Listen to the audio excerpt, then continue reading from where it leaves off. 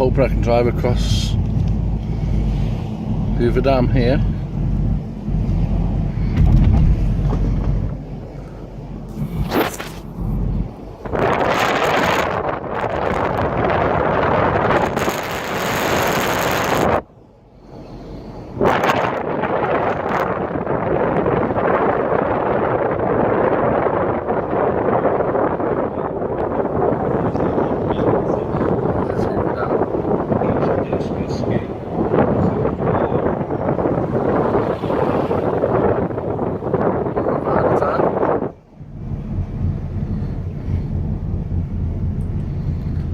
It's best not to advertise the fact I'm driving over here one-handed.